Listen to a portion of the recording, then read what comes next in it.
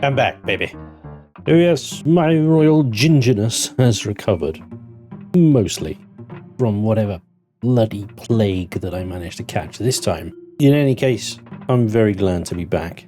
I'm sorry that I missed some episodes last week for you guys. I hope you weren't too bored in the absence of content. I'm sure you come up with something in the meantime. Anyway, we're back. And welcome back, and thank you very much for joining me today. I hope you're having a wonderful day. Now, last episode, although my memory's a little foggy, I gotta admit, but I think we had a bit of a fight with a POI. That turret there is horny. Okay, there it is. Line of sight. You gotta be kidding me! No, seriously, you overseer. I got some ores of various descriptions and left. I'm actually in orbit here on the trade station. Now, I've been doing a little bit of off-camera trading here just to sell a few bits and bobs. Oh, one thing you might have noticed, the screen tearing's gone. Yay! Oh my god, not you. Wait, no, definitely not you. On the opposite side, this guy. So yeah, screen tearing, I don't know, most of you probably didn't even notice it, I guess, but I certainly did. I knew it was there, and I was racking my brains about how to bloody fix this damn screen tearing. And it turned out to be the most ridiculously stupid, simple thing. It always is the simplest thing, isn't it? I'm thinking like, oh, there's cross wire interference, there's some kind of setting about, I don't know, refresh rates on the monitor. No. All I had to do was set Empyrion to run in borderless window, and that's it. It was an exclusive full screen. And for some reason, getting an exclusive full screen and then using a capture card caused screen tearing. I thought it was interesting that I'd get screen tearing in Empyrion, but not in something far more taxing, like, Starfield. Starfield was fine in the same setup. So yeah, I don't know what's going on. But there we go, set Empyrion into borderless window mode, and suddenly the screen tearing is gone. Happy bloody days. Anyway, long time coming. I do apologize for the absolute crap that you guys have had to put up with in terms of the video quality. Anyway, hopefully it didn't put you off too much. Thank you for bearing with me on that one. Huzzah! It's fixed. Huzzah! Ablative spray. Lovely. While I was waffling on there, what I just did was take a job from that guy over there, which he asked for biological data. Now, if you remember a couple of episodes ago, we visited some satellites. I hacked them, and I got biological data, anomalous data, and Nevada mitigation data. And you can sell these to information brokers for not very much money. Or you can find traders that want them for part of their missions, right? And they will give you much more money for them. And as you just saw, a nice little bonus as well. Most traders, apart from this one here, when you talk to them, have several options. And I've covered this previously, but it's such a nice addition. So I'm here to buy, just browsing. Basically the same things, I think. Maybe that closes everything. Yeah, it does. Okay. Had any rumors lately? So this will give you nice little tips, like kind of hints about where stuff is in the galaxy. So this guy's like, industrial mining equipment can't be sold over the counter. We can't stock it since it's just too big. It's one of those things you have to get from the manufacturers like P3 Polaris planet-side production or non-linear productions. They're always in demand since drills wear out fast. Good to know. Okay, drills wear out fast. So getting industrial drills from one of these places might be good if you find one. Then you've got this looking for work thing, right? So this guy is asking for some economic data. So if you had economic data, I don't, unfortunately, he'd give you 80,000 credits for economic data. Now, normally economic data will probably fetch for like 10, 12,000 or something like that. It's usually, maybe it's like half of what these guys are offering. So grabbing that data from any satellites, I thought the trader was here, and keeping hold of it until you get to a trade station is definitely worth it, guys. Definitely worth it. Don't just sell it to an info broker.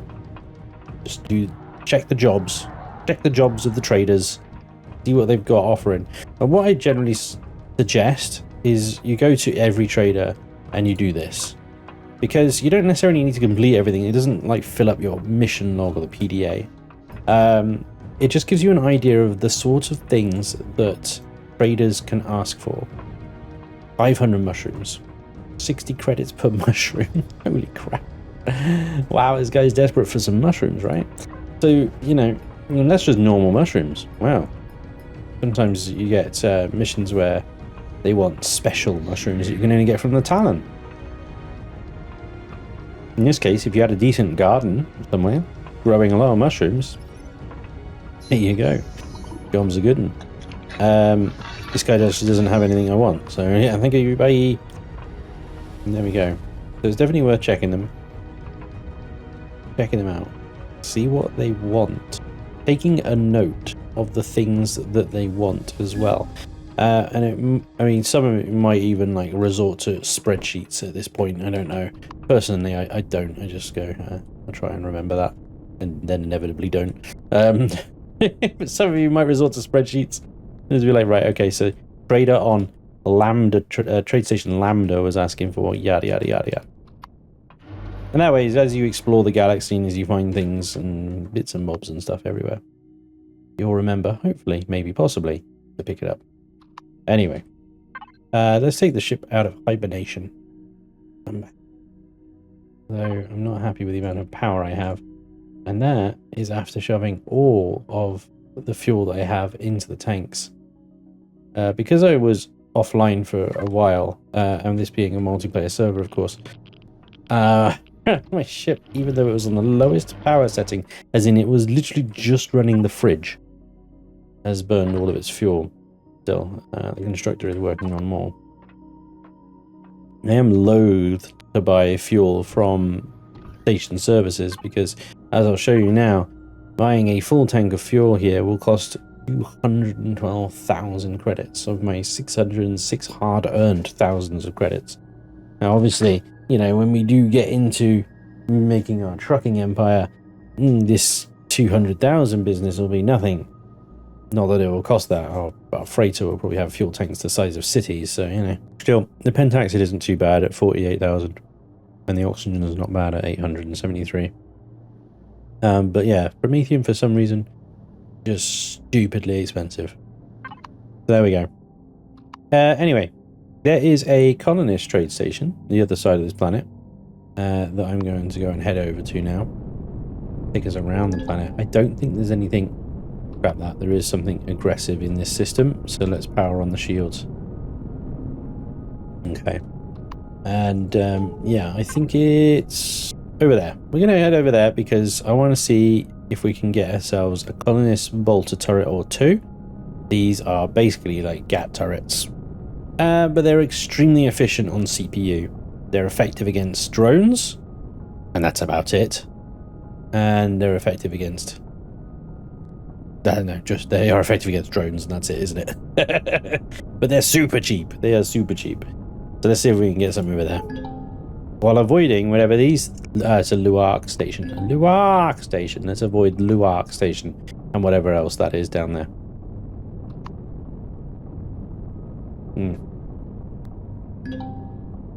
Here we are. Colonist trade station. I guess we'll dock here. Will do. I think this is a particularly big place, but that's fine. Now we're going to be in and out fairly quickly, so I'll leave the engines on. Now these places, again, I think are pretty much like, well, like any other trade station. But, let's see, let's talk to this guy. This is OK Medical. Notice we didn't get any notifications or anything like that for... Yeah, welcome to Teleport. What was that? Note that return travel is not guaranteed. Yeah, important distinction to make. Seen plenty of people on the server complaining that they can't get back. Okay, so there you go. Colonist bolter turrets. Bingo. Okay, so they are 9,000 each. Super cheap. Super cheap. The ammo is super cheap as well. So let's connect to this here. And we're going to buy a couple of these. How many has he got sale? He's got a couple. He's got like 1, 2, 3. I'm going to get the missile turret as well. Because, yeah.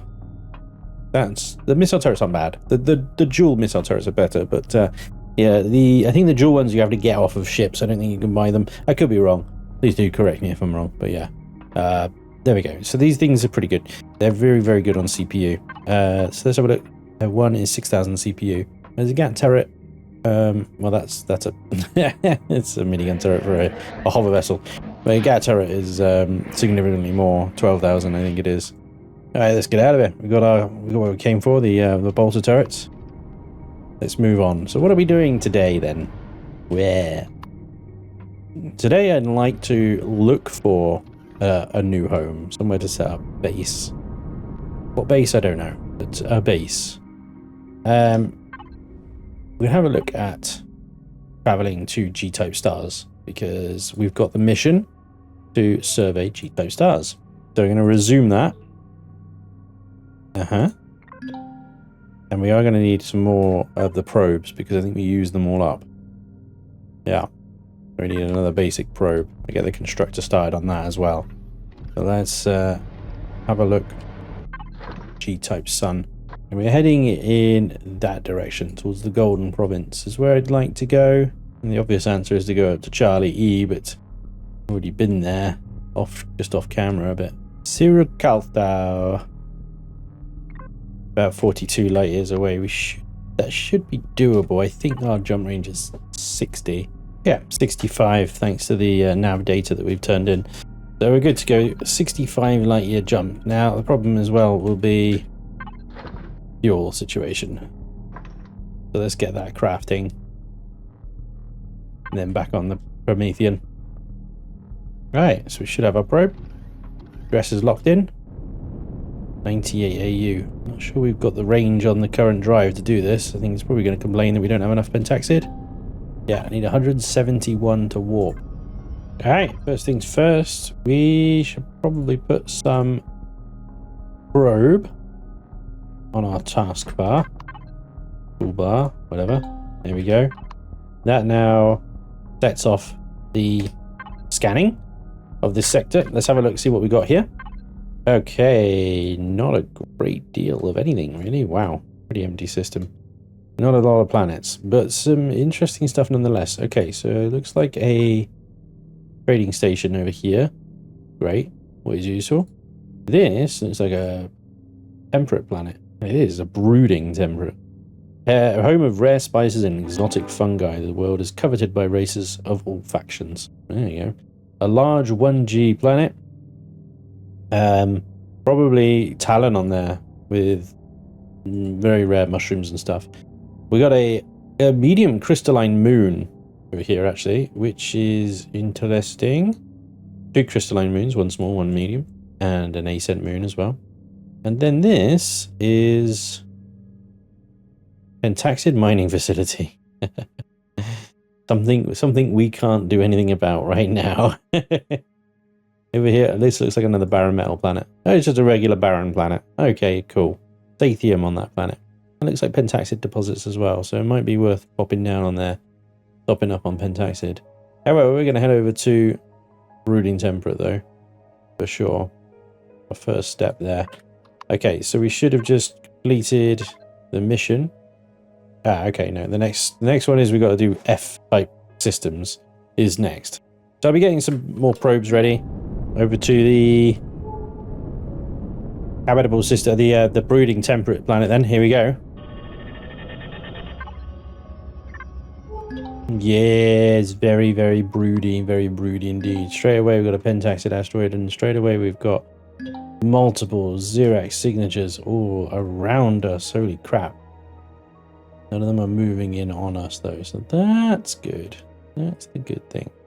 Yeah, with the pitiful and pathetically simple compact shield generator on this ship, we really don't want to be getting into any trouble. Lots of Xerax stuff in orbit. Let's have a look, see what's actually on planet. Well, not much to see, I'm afraid. But I'm about to get first level on my class. Bingo. Oh, Biff. How many have I got detect? I thought it was only 3. No, saying about 4th and 5th. Alright, okay. Well, there's plenty of deposits around here. There's plenty of Xerax around here as well, so we've got to be careful. But, yeah, we'll keep looking around. It is a big planet, though, so it might be better to land and get something like the Surge out. Finding some, discover 6 basic, but finding some more Promethean and stuff would be good. Maybe we could dig some of that out, pop our fuel tanks up a little bit more. Yeah, I think we're probably going to spend a little bit of time down here. It looks like a pretty chill place, although there are a lot of Xerax around, Xerax towers. Copper deposits, 8th basic ordered. Wow, okay.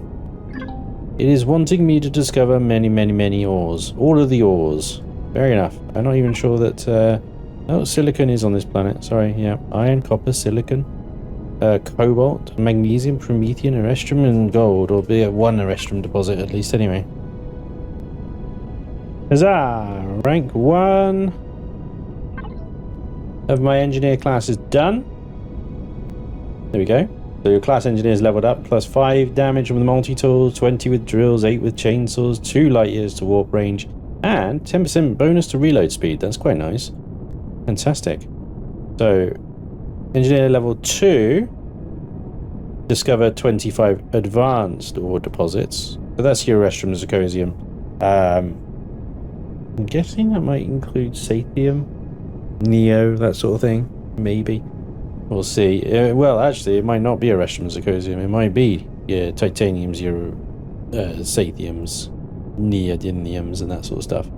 Oh, it actually says it here. And I actually freaking read for once. Cobalt, titanium, magnesium, aluminium, and neodymium.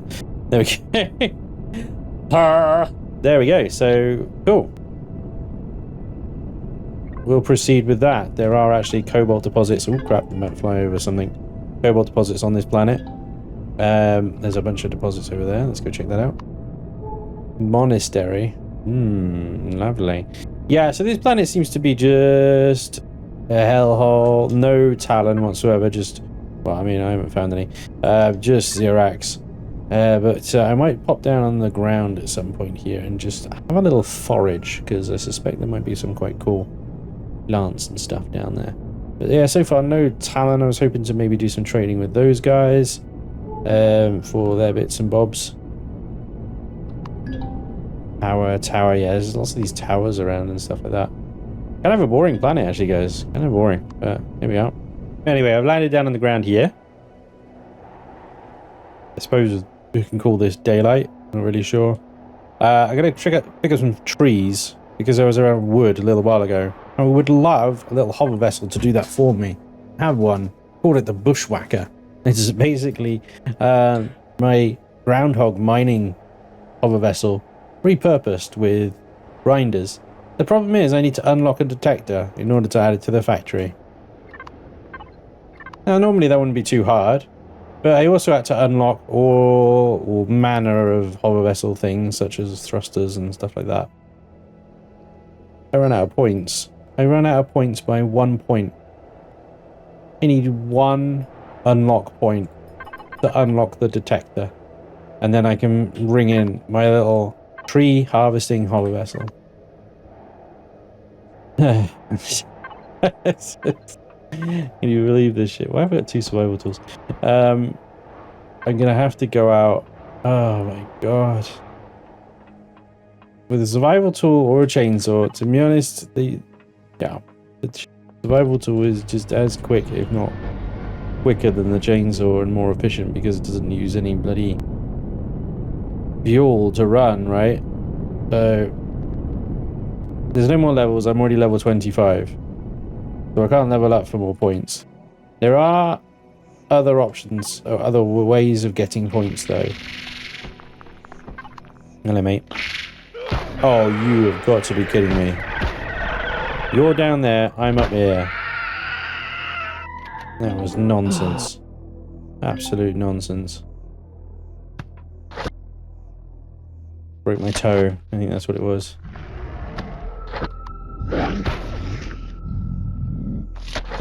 Crikey. Spinosaurus, huh? I haven't seen one of those for a very long time. Okay. Lots of plant fibers here as well. was I saying? Right, there are other ways of getting points. One of the other ways to get points is with a PDA, something called Science and Research. You can research unlock points by creating research things inside your constructor. I'll show you in a minute, but the requirements of those research reports are quite extensive. So it is not quite as simple as you might think. They're also incredibly expensive. Like, it doesn't just like require one of the items. It's something ridiculous like 500 of the items. Anyway, I'm gonna dig some trees and I'll show you what I'm talking about. Oh god. Right, this was unexpected. So I left that planet. Bored of that. And I think it's because I'm near a claimed. Oh, okay, fine. Jeez. You already get the warning klaxon. Brace for impact, it said. Multiple signals jumping in. I'm like, oh crap. Just a few drones. And it's because I'm passing by a claimed titanium asteroid. They're very, very protective of, apparently. Okay, more drones incoming. I'm on my way to this crystalline moon. Have a look down on that planet. And that's where I was going to show you what I was talking about. Sorry, I just got totally interrupted. But, yeah. Themika Station, Ghost Shipyard. Isn't Themika Station supposed to be removed? Revian, please fix. Transfer Station. Yeah, okay. Tila class drone. Okay.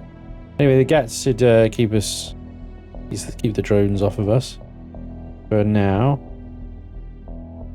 And yeah, there's definitely something down there. I don't want to. I don't want to. I'm in such a squishy paper-made ship, honestly, and my entire life is in this ship. So it's kind of my adventurous side is non-existent right now. It's just like, okay, that looks like it might shoot me. I'm gonna stay away. Especially since we nearly lost this damn thing in the last episode with that anti-air emplacement. Anyway, let's pop down and hunt to this crystalline moon. We'll see if we can find anything cool down here. But let me quickly show you what the hell I was chatting about in the constructor. Okay, here we are. It's the horticultural report, biological research, metallurgy, alien tech, yada yada yada yada yada. So the geological, for example, is you're looking at 500 iron ores, 100 ice chunks, so on and so forth. So, you know, it'd be really good for a mining ship to be able to smash that together. Alien tech, advanced power regulator, and I can make one of those. These are good for a 250 unlock points, you know, so these are pretty decent amounts. Chunky. That's 150 unlock points. That's a metallurgy research report. Apparently, if I can get 50 tungsten ingots, then I can get one of those. I have enough resources for it. And biological. I mean, maybe I would appoint this at the.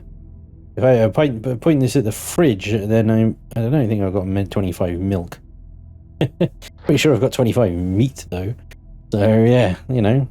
Biological, and this one is the horticultural, so it's all about, oh god, sprouts, lots of sprouts, wood logs and plant fibers. So yeah, it's one way to get some research points. Data pads are another way of getting research points, of which of course I have none. So yeah, damn it, you know, let's try and get some unlocked points somehow, otherwise I can't dig trees very efficiently. Anyway, welcome to a crystalline world. They're very fancy. They're very nice. I just dug up about 400 pentaxid from the ground. A small pentaxid deposit. So that should, you know, keep me going fuel-wise for a while. What I'm going to do is I'm going to ask is to build me a small constructor. At the moment I'm running everything on this large constructor. And it's tied up. Tied up constantly running these fuel cells. I'm going to get a small constructor, and I'm going to put that somewhere. I don't quite know where yet, but we'll find a space. I might have to dig into the walls or something. And I'm going to get that to just run through fuel cells and stuff rather than the large. I think that'll just be more efficient. Maybe that block can go there and I can just chuck it up on top of that fuel tank there. So at least then the large constructor is not tied up constantly with just routine building stuff. Anyway, that tower of stuff there, I did try and dig through it before you ask, and it's not full of Promethean or Pentaxid, it's just crushed stone. Unfortunately. Yeah. Getting a little heavy now. There's a cavern over here. There's lots of like little caves and stuff like that. There's something down here I want to quickly check out. There's a huge cluster of Zeraxian scumbags. I do like crystalline moons. They are funky. These are level 9 structures. Look at this. Okay, so this might be the factories.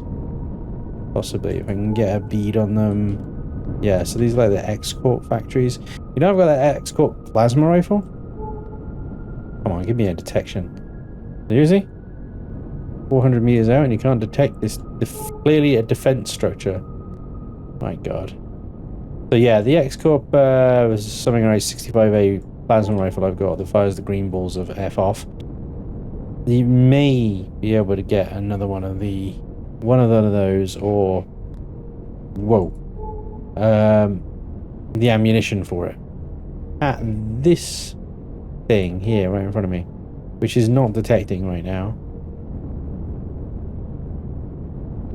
And I don't want to get too close to it because an aura of F off about it, and that took 7% off my shields, just one hit. Okay, it was better than I thought it was going to be, but still not really what I'm signing up for. So let's have a look at these caverns. Anyway, I think they are like X-Corp factories. This is what I'm trying to get at. Oh, go away. Oh, plasma. Oh, plasma. Oh, 40% shields. What the hell? I didn't think I was that close. Really I was. Level 10. Signature up ahead. Yeah, I think the missiles hit me there. And that's it. That's all that's shooting at me, right? What is the range on these things? Is 600 meters too close to that thing? You know? I don't want to be too close to these things, but I want to check out these caves. Crystalline caves. There might be some cool stuff down there. This might be a good opportunity to reacquaint ourselves with a hoverbike. Yay! Here we go. Hoverbike, my old friend. Alright. I know it was only a short little trip, but here we go. Cave. Cool little crystals.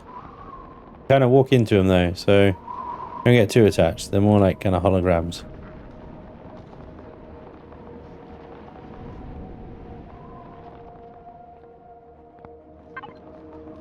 And you hit gold ore. Nice. And just Pentaxid crystal. Promethean crystal. Damn it. I really should have brought the ship over here. I don't want to get too close to that defense structure though, that's the problem. Alright, maybe I can run back and forth. Well, holy crap, I mean there's a good like 200 Pentaxid in there. You know, that you could just pick up off the ground. It's insane. So that's a cave. Quite small. There's caverns. Caverns are different. What's a cavern? Problem is, I have to go back near that guy or that guy. This guy's better. Let's go there near that guy. We'll just side strafe this guy. Is a cavern different from a cave? I mean, obviously it is. You know what I'm talking about. Right, a cavern is there. I can't see anything though. Hang on. Oh, night vision's gone garbage again. Hang on, I think I'm there. You see it? There's some holes in the ground right there. Park here. Crystalline moons are weird. I'm just going to put that out there. Sure do look pretty cool though. Gotta say. Alright, let's have a little look-see in here then. Night vision is still garbaged. Okay. Wow, yeah, cavern is cavernous. Is this more Pentaxid crystal just on the ground down here, do you think? Crap. I can go down there. How the hell do I get back out again?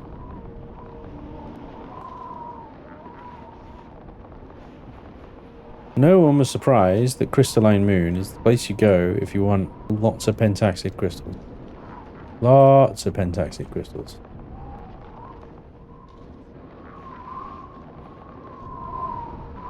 I'm scared. I'm scared to go down there. I really am. I don't think I'll be able to get back out. There he goes. Hang on.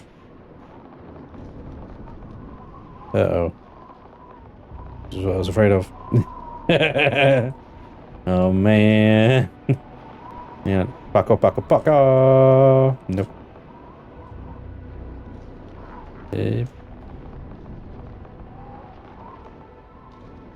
Son of a...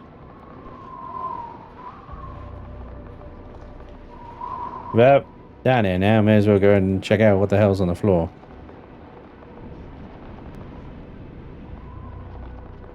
These are just little triangles of Xeno steel. Revian, what have you done? You trapped me in a pentaxid cavern. Ground here, though, looks very pentaxidy.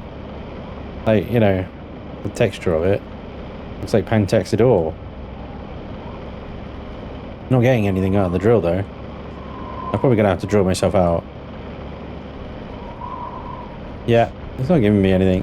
Maybe if I was, like, dig enough of it, maybe it would give me something, but I can tell there's nothing here. You know, just have to get myself out of this freaking hole. Well, this might have something quite cool in it, but this is just a big purple hole. Not really what I was hoping for. Well, twice now I've had to dig myself out of excessively large holes in the ground. There we go. Let's get off this stupid planet. There's nothing here. Nothing that I can take, at least, anyway. Fuel tanks are back up to 71%. Which is good. Let's go.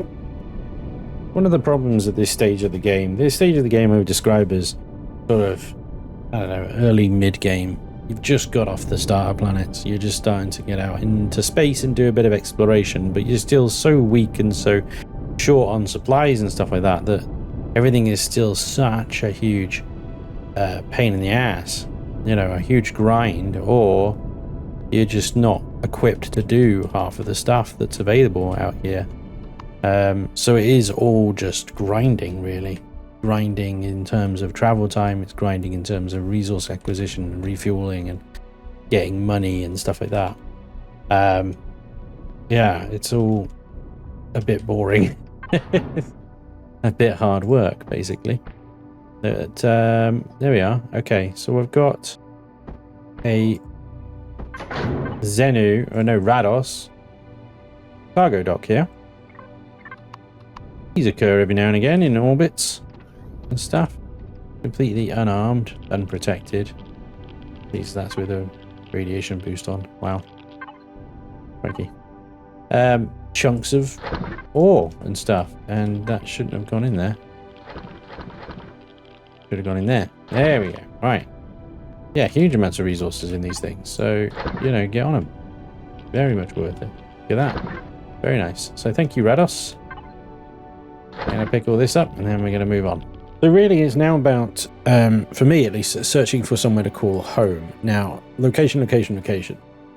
Polaris space, Brotherhood of Far space, Colony space, and Trader space. Xerax. Ideally, not in the Xerax space, and not after that kind of trouble this time round. So, right in the nook between Polaris, Trader, Colonist, and Far would be good. So basically around here somewhere would be ideal.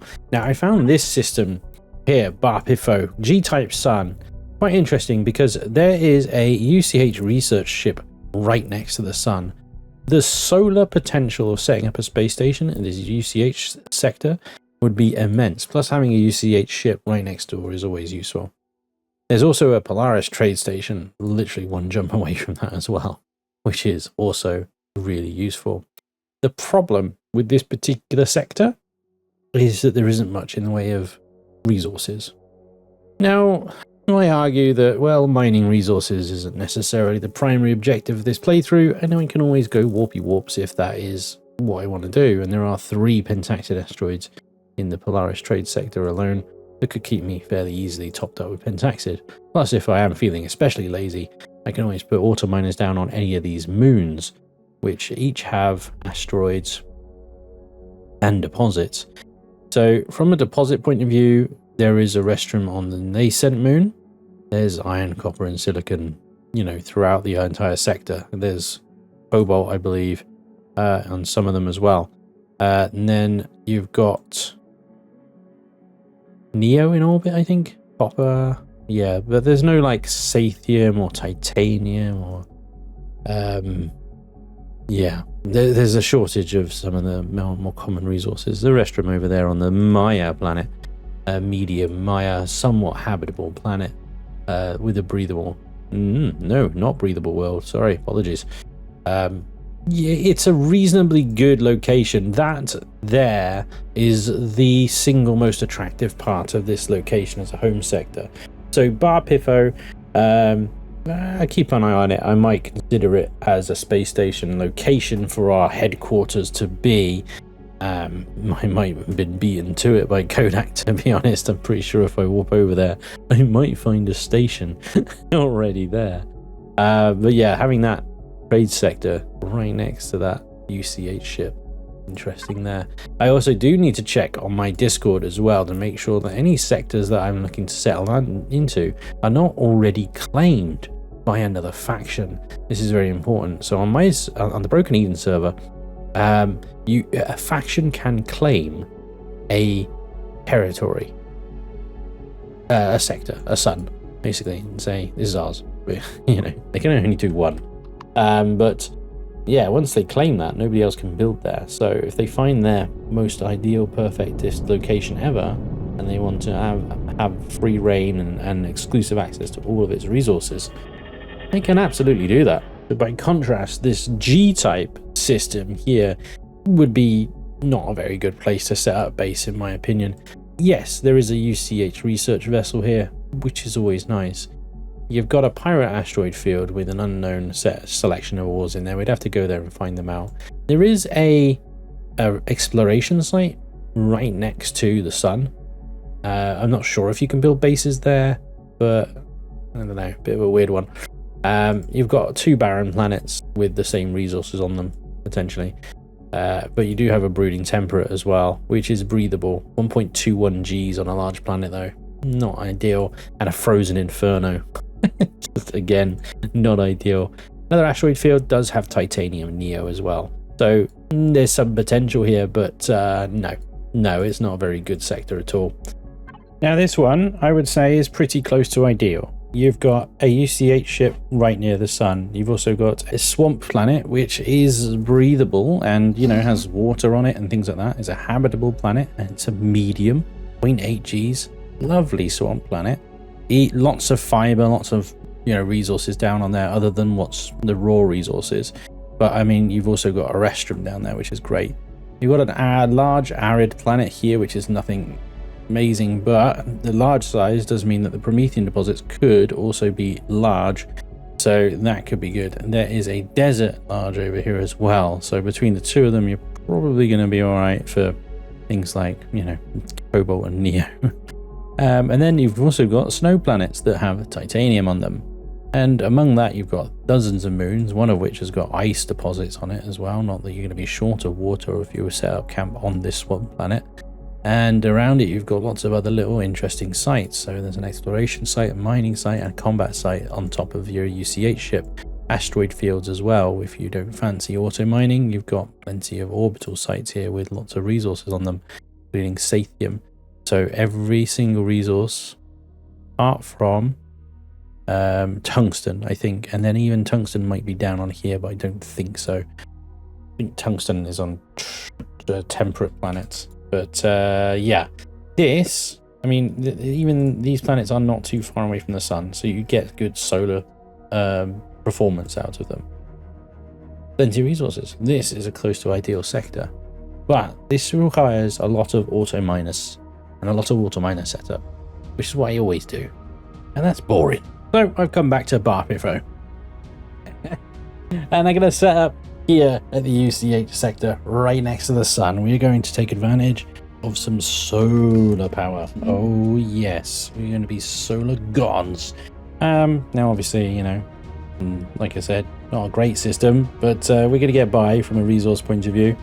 First things first though, we do need some kind of base in order to offload our reeking at the seams Volos here, which is down to 81 meters a second. The poor damn thing is so heavy. So we're going to need a base. All right, let's have a look what we got. Well, I would love to get the hub orbital in, which I did use for the last Reforged series with the Chaos crew. We didn't see a lot of it, because, you know, we were the Chaos crew. We were messing about. But as you can see, I need to unlock 11 devices. Well, I can't even unlock a hover vessel detector right now, so that's kind of out of the way. However, the Indigo Outpost here, which is a very simple, easy, basic base to start off with, will do nicely for now as a starter base, so that we can offload the Volos and continue gathering our resources and stuff like that. In fairness, this container is barely even get anywhere near full, but yeah. The point is the resource container here is leaking, and I need a base with some more production capacity to do anything with. Plus, Indigo is really easy to expand and build off of. It's a great little platform to get going, and I can expand it in survival mode into something bigger, which could be fun. And, you know, there's nothing like humble beginnings, I suppose. Anyway, welcome to our new home area, right next to the UCH research ship here. We are going to be parking ourselves a little away from this, but not too far. And we'll no doubt be using it quite frequently for, you know, Pentaxid and stuff like that, probably. 33,000 credits to fill 10% of a fuel tank. Are you serious right now?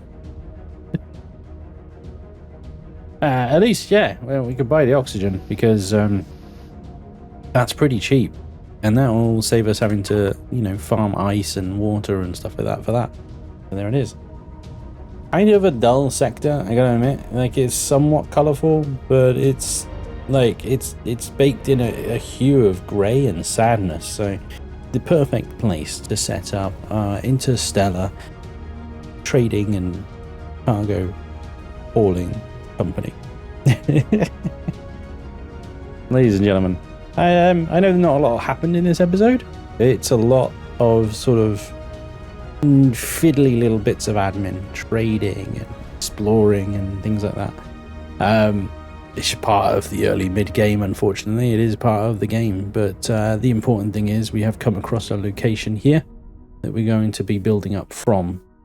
So in any case, I do hope you enjoyed. Thank you very much for watching, and hopefully I'll see you next time. Till then, take care. Bye-bye.